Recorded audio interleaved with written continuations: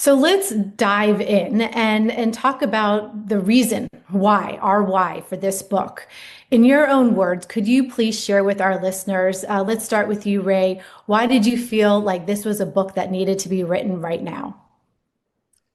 Well, I guess I'd been working in the space for probably 7 or 8 years and seeing an increase in both the potential of AI, but also the risks as we moved from what we might call traditional AI to generative AI, and then with agents on the horizon, the stakes were getting higher and higher.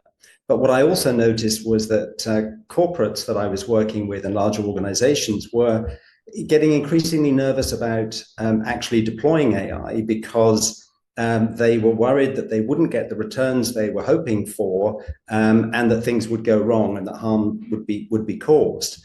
And that's why I thought it was time to actually try and synthesize, if you like, all of my learnings from working with corporations over a number of years into a practical guidebook for business leaders that would help them to set up AI governance. And I started writing, and after a few months, I thought, you know what, actually, I really need some deep technical expertise and some legal expertise to help with the book. And that's when I turned to Paul and yourself, Miriam, both experts in the field with many years of experience, but bringing those other, specialist depths as well. And I certainly felt like it made a fantastic team. Well, how fortunate for Paul and I that you had that vision.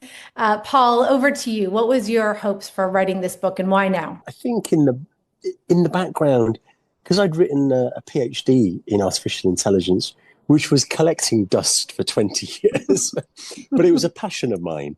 I mean, first and foremost, the concept of artificial intelligence to me was gripping. So the research work I did primarily in the 90s and the teaching that I did, it kind of gave me an opportunity to kind of bring it all back and really use that in a professional domain. But as I embarked on my career in AI ethics, I realized as a practitioner from building the systems, I kind of had a bit of a unique understanding of the real risks and how they come about. So I just felt I had to get this out. I had to put this on paper, had to alert people to the great potential, but also to the risks that there are. But the whole point was, although we have risks and great potential, it's about finding a path to governing how we use AI.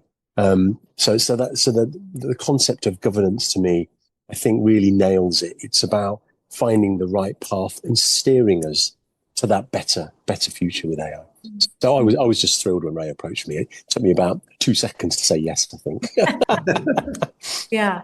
It is interesting how we all came from separate backgrounds, similar focus. When I started doing this work about 7, 8 years ago, it was not a natural path for me. It's not the natural end goal for a lawyer and policymaker to turn to AI governance. But when we started realizing that AI was the answer to what we were working for in law and in government, it was both the place where opportunity could happen. We want more healthcare opportunity. We want education opportunity. We want possibilities where people can realize their dreams. But we also realize that AI is the place where they can go awry, where if we were not intentional, thoughtful at this moment, people could not use AI and not benefit themselves. They can use it in a way that would be detrimental and not even know it. It was both the answer, the promise, and the peril, as they say.